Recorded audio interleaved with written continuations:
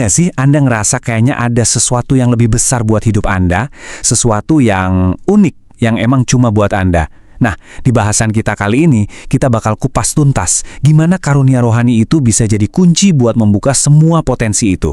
Yuk, kita mulai. Nah, ayat ini nih, yang jadi titik awal kita. Ini bukan sekedar saran biasa loh. Anggap aja ini undangan yang sangat aktif buat kita semua untuk mengejar sesuatu yang lebih dalam. Buat menerima perlengkapan ilahi dalam hidup kita. Coba kita lihat deh, gimana undangan ini bisa benar-benar mengubah hidup Anda. Oke, kita masuk ke bagian pertama, panggilan Anda yang unik. Sebelum kita jauh-jauh, kita perlu bangun fondasinya dulu ya. Intinya gini, dan saya ulangi ya, setiap dari kita itu punya panggilan yang unik. Rancangan spesifik yang dibuat khusus buat kita. Jadi, ini bukan soal niru-niru orang lain, tapi soal nemuin jalan yang emang udah disiapin Tuhan khusus buat Anda. Ini dia, kebenaran yang paling dasar yang harus kita pegang erat-erat. Anda di sini, itu bukan kebetulan. Sama sekali bukan. Coba bayangin, di antara miliaran manusia, Anda itu diciptakan secara unik, sengaja dirancang, dengan sebuah tujuan yang udah ditanam di dalam diri Anda, bahkan jauh sebelum Anda sadar. Dan yang bikin makin luar biasa tuh ini, konsep kontribusi. Jadi Anda itu nggak cuma diciptain dengan tujuan, tapi Anda juga diperlengkapi. Dikasih kemampuan unik buat ngejalanin tujuan itu. Nah, kemampuan inilah yang bikin Anda itu nggak tergantikan. Jadi bagian penting dari sebuah rencana yang jauh lebih besar. Terus, peralatannya apa aja dong? Nah, sekarang kita bakal nyelam lebih dalam lagi soal karunia-karunia rohani. Anggap aja ini semacam toolkit atau paket perlengkapan langsung dari Roh Kudus yang didesain khusus buat kita dalam perjalanan ini.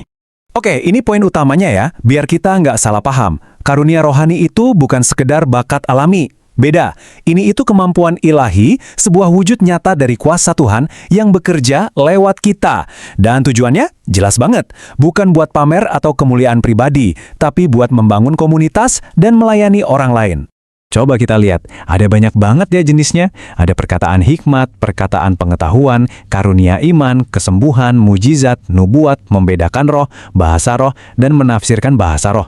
Wow, beragam banget kan? Dari perkataan hikmat yang bisa kasih solusi pas kita lagi buntu, karunia iman buat percaya hal yang mustahil, sampai karunia kesembuhan. Semua ini nunjukin kalau cara Tuhan bekerja lewat kita itu nggak ada batasnya, dan bisa bawa dampak yang nyata banget buat dunia.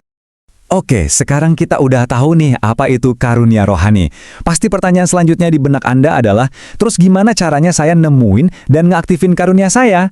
Nah, pas banget. Di bagian ini kita bakal bahas langkah-langkah praktis buat ngejawab pertanyaan super penting itu. Jadi gini, nemuin karunia itu bukan proses pasif nunggu wangsit. Ya, ini perjalanan aktif. Ada 5 langkahnya. Pertama, selidiki. Artinya, pelajari Alkitab, lihat minat Anda, amati orang lain. Kedua, terlibat, langsung praktek di gereja lokal. Ketiga, uji, coba rasain gimana perasaan Anda pas melayani. Keempat, evaluasi, lihat deh, pelayanan Anda efektif nggak? Dan kelima, yang penting juga, dengar, perhatiin apa kata orang-orang yang Anda percaya tentang Anda. Semua ini proses, bukan instan. Kalau Anda udah mulai ngenalin, oh kayaknya karunia saya di sini, langkah berikutnya apa? Jangan nunggu, tapi aktifkan. Ini langkah iman yang benar-benar disengaja. Ada 6 langkahnya nih. Kobarkan roh dengan berdoa, nyatakan Yesus sebagai Tuhan, minta perlindungan kuasa darahnya, tolak roh-roh penyesat, taklukkan hati dan pikiran, dan terakhir, aktifkan dengan iman dan kasih.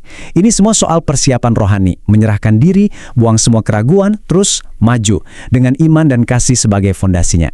Penting nih untuk diingat, menemukan dan mengaktifkan karunia itu baru awalnya. Itu cuma alatnya, bukan tujuan akhirnya. Terus tujuannya apa? Nah, sekarang kita lihat gimana karunia ini bisa jadi pelayanan yang nyata, yang bisa dirasain orang lain. Dan kita mulainya dari mana? Dari yang paling dekat sama kita. Kita mulai dari Yerusalem kita. Maksudnya apa? Ya, rumah kita sendiri, keluarga kita.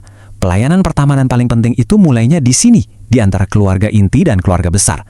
Jujur aja, disinilah kasih dan karakter kita itu benar-benar diuji dan dibentuk setiap hari kan? Nah, dari Yerusalem, pelayanan kita meluas ke Yudea. Siapa itu? Lingkaran kita yang lebih luas. Kerabat, teman-teman seiman, komunitas lokal kita. Ini kesempatan emas loh buat kita pakai karunia kita dan bangun hubungan yang lebih kuat sama orang-orang di sekitar. Lalu, kita diajak melangkah lebih jauh lagi, ke Samaria. Ini artinya melayani orang-orang yang mungkin beda banget sama kita. Beda keyakinan, beda latar belakang, beda budaya. Justru disinilah karunia kita bisa jadi jembatan. Jembatan yang menghubungkan perbedaan dan nunjukin kasih yang nggak mandang bulu. Dan puncaknya, panggilan kita itu sampai ke ujung bumi. Artinya apa? Nggak ada lagi batasan. Nggak ada batas geografis, nggak ada batas sosial buat pelayanan kita. Karunia yang Anda punya itu punya potensi buat nyentuh kehidupan orang dimanapun di seluruh dunia. Anda itu bagian dari misi global ini. Keren kan? Jadi, setelah kita bahas semua ini, pertanyaannya jadi simpel dan praktis banget. Dengan semua pemahaman baru ini, karunia apa yang bakal Anda pakai secara sadar untuk melayani seseorang minggu ini? Udah bukan soal teori lagi, tapi soal tindakan nyata. Jawaban Anda hari ini bisa jadi awal dari perubahan yang luar biasa besar buat hidup Anda dan juga hidup orang lain.